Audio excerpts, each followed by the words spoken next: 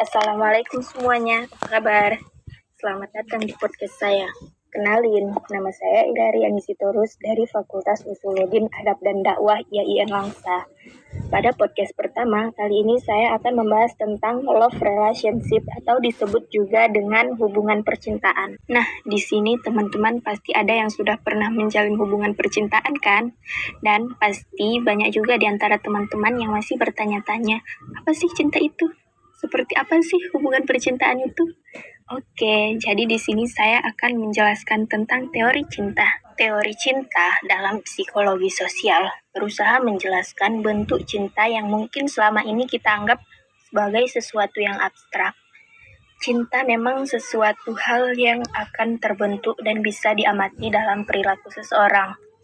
Bentuk cinta ini memang ada banyak sekali macamnya. Jenis-jenis cinta dalam psikologi juga akan bervariasi. Banyak tokoh yang mengemukakan mengenai apa itu cinta menurut psikolog. Psikolog memang membahas mengenai perilaku seseorang. Jadi tak heran bila kemudian cinta juga menjadi bagian yang sering dibahas juga dalam psikologi cinta. Dari berbagai macam unsur tersebut, Rubin kemudian merancang skala tentang menyukai dan mencintai. Skala ini dikenal sebagai Rubin Scales of Liking and Loving.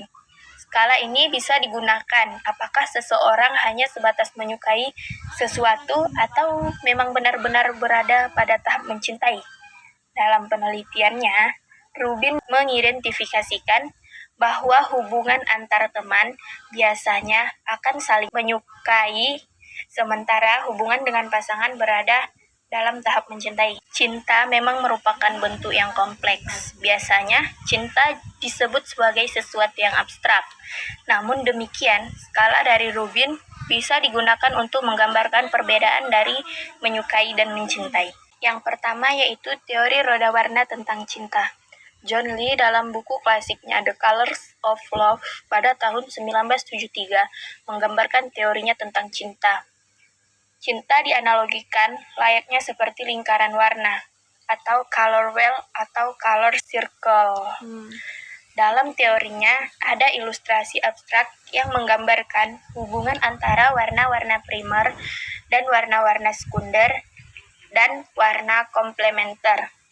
Lee menjelaskan warna utama dalam cinta ada 3 macam yang disebut sebagai eros, ludus, dan storge. Eros merupakan istilah yang digunakan untuk menggambarkan cinta yang paling ideal. Sementara itu, ludus merupakan cinta yang bersifat hanya permainan saja. Sedangkan storge adalah cinta yang dianggap sebagai sebuah persahabatan saja. Nah, jadi dari ketiga analogi tersebut, kira-kira mana ya yang menggambarkan tentang hubungan percintaan teman-teman? Yang kedua yaitu teori suka versus cinta.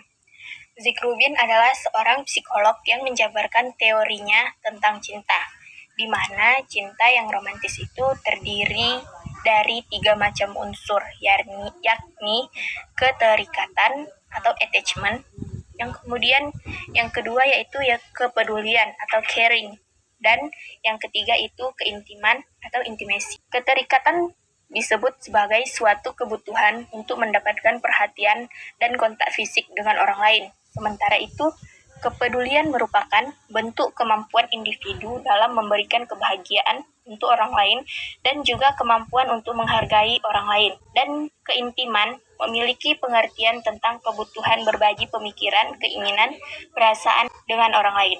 Dari berbagai macam unsur tersebut, Rubin kemudian merancang skala tentang menyukai dan mencintai. Skala ini dikenal sebagai Rubin Scales of Liking and Loving.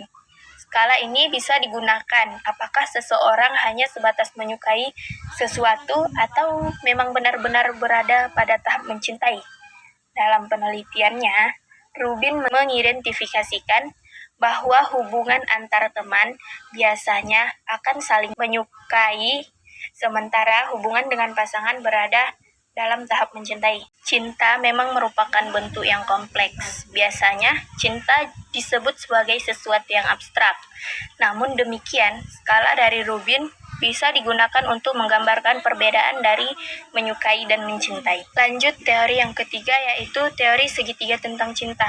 Teori yang tidak kalah populer adalah teori segitiga cinta oleh Robert Sternberg. The Triangular Theory of Love menjelaskan bahwa setidaknya ada 3 komponen dalam cinta. Komponen tersebut diantaranya keintiman, gairah, dan komitmen. Komponen-komponen tersebut bisa dijabarkan menjadi beberapa macam pengertian yang memang berbeda satu sama lain. Keintiman adalah komponen yang mencakup perasaan keterikatan, kedekatan, keterhubungan.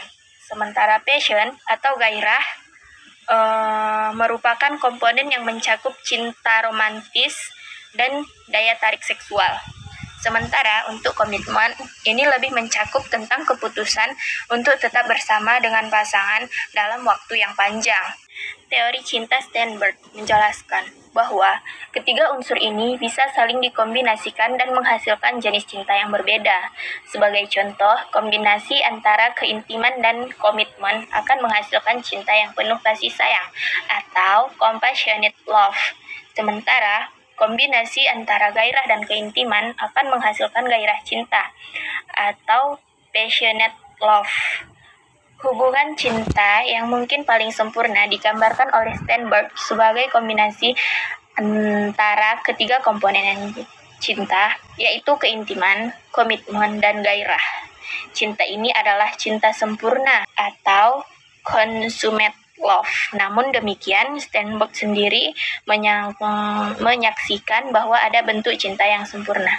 Oke, kita lanjut ke teori yang keempat, yaitu kasih sayang versus gairah. Elaine Hatfield, seorang psikologi Universitas Hawaii, memiliki teori tentang cinta yang digambarkan ke dalam 2 macam tipe dasar. Hatfield menyebutkan bahwa pada dasarnya cinta dibagi menjadi 2 macam, yakni cinta kasih sayang, compassionate love, dan gairah cinta atau passionate love. Cinta kasih sayang ditandai dengan rasa keterkaitan, rasa saling peduli, kepercayaan, dan saling menghormati atau menghargai. Cinta kasih sayang bisa tumbuh dengan berbagai macam rasa yang menarik tersebut. Namun berbeda dari compassionate love, cinta dengan landasan gairah ditandai dengan emosi yang intens, daya tarik seksual, afeksi, dan kecemasan. Saat cinta terbalas, seseorang bisa menjadi lebih gembira dan bahagia, sementara saat cinta tidak terbalaskan, seseorang akan menjadi sedih hingga putus asa. Teori cinta dalam psikologi sosial ini memang memiliki gambaran tentang bagaimana sebuah cinta yang bisa dibentuk dari faktor kenyamanan di dalamnya. Oke teman-teman, jadi segitu aja untuk pembahasan teori tentang cinta. Selanjutnya kita ke pembahasan kegagalan dalam hubungan percintaan. Pasti teman-teman juga pernah bertanya-tanya, kenapa sih hubungan saya nggak pernah langgeng, ya kan? Nah, jadi di sini kita akan bahas kenapa hubungan teman-teman tidak pernah langgeng. Oke, jadi ngomongin soal hubungan percintaan, memang gak bakal ada habisnya. Selalu ada aja masalah yang mewarnai kisah kasih asmara para pujangga cinta, termasuk masalah si mereka yang pacaran tapi putus melulu. Nah, kali ini kita bakal nyari tahu nih bagaimana pandangan psikologi tentang seseorang yang sering mengalami kegagalan dalam kisah asmaranya. Sebetulnya nih, menurut psikolog Pinkan Rumondor, SPSI, MPSI, gak ada satu jawaban yang pasti yang bisa menjelaskan kenapa seseorang sering gagal dalam percintaan. Karena tiap orang itu berbeda-beda. Tapi ada beberapa kemungkinan yang bisa jadi memicu seseorang jadi selalu gagal dalam hubungan asmaranya. Misalnya yang pertama yaitu attachment style. Kalau kata MC Courtney dan Daring, attachment style adalah bentuk ikatan emosional yang kuat. Misalnya yang pertama yaitu attachment style. Kalau kata MC Courtney dan Daring, attachment style adalah bentuk ikatan emosional yang kuat, yang berkembang lewat interaksinya dengan orang yang punya arti khusus dalam kehidupannya. Bahasa lainnya, kelekatan. Jadi attachment style Ini berkaitan sama pola pikir kita mengenai seperti apa sih hubungan itu seharusnya, bagaimana kita melihat diri kita dan melihat pasangan lain. Psikolog Pinkan Rumondor menyebutkan seseorang yang punya attachment style yang anxious dan avoidance bisa punya risiko tinggi mengalami kegagalan dalam hubungan asmara. Oke, bakal kita jelasin satu persatu biar lebih mengerti. Oke, jadi yang pertama yaitu anxious attachment style atau sering merasa cemas karena takut kehilangan. Dia seringkali melihat dirinya kurang berharga dan orang lain lebih berharga, sehingga muncul kecenderungan, aku hanya bisa bahagia kalau aku punya pasangan. Nah, kalau pola pikirnya udah kayak gini, maka kita bisa membuat seseorang jadi posesif, karena melihat pasangan sebagai seseorang yang menentukan bahagia dalam hidupnya. Jadi takut kehilangan, curigaan, melakukan emotional abuse, sampai bikin pasangan gak nyaman, takut, dan akhirnya minta putus. Oke, yang kedua yaitu avoidant attachment style. Gaya kelekatan tipe yang ini nih justru menghindari hubungan dekat. Kebalikannya sama anxious. Dia menilai kalau dirinya bisa bahagia sendiri tanpa butuh kehadiran dari orang lain. Jadi ketika dia menjalin hubungan sama orang lain, dia sering minta putus duluan karena merasa bisa menjalankan kehidupannya sendiri dan adanya ketakutan kalau si pasangan bisa menyakitinya suatu saat. Seseorang yang punya gaya kelekatan avoidance cenderung kesulitan untuk melihat ketulusan orang lain, sehingga cenderung memilih untuk selingkuh atau malahan gagal terus tiap punya pasangan. Sebetulnya mereka pengen disayang, pengen diperhatikan, tapi karena takut disakiti hingga akhirnya memilih untuk menghindar. Nah, yang jadi pertanyaannya, dari mana sih asalnya attachment style ini terbentuk?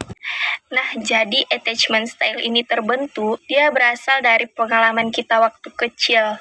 Bisa karena pengaruh orang tua yang kurang ngasih perhatian ke anak atau karena masa kecil yang berat.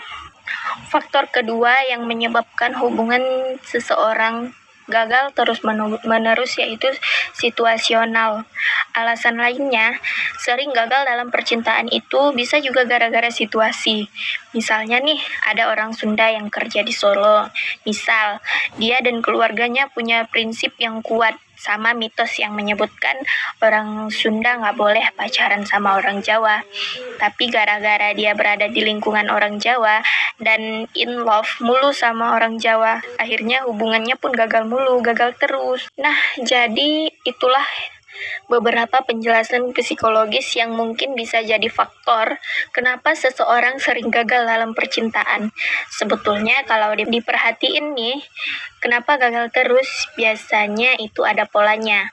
Jadi kenapa gagal? Apa kitanya yang ternyata posesif? Atau justru kitanya yang menghindar? Atau justru emang sudah takdirnya aja? Hehehe, enggak ding. Oke, jadi demikian penjelasan mengenai peran dan teori tentang cinta dan faktor penyebab gagalnya hubungan seseorang dalam psikologi sosial, di mana memiliki peran penting untuk mengembangkan sisi psikologis manusia yang pada dasarnya memang membutuhkan cinta. Oke, terima kasih buat teman-teman yang sudah mendengarkan. Sampai jumpa lagi di podcast dan pembahasan berikutnya. Assalamualaikum warahmatullahi wabarakatuh.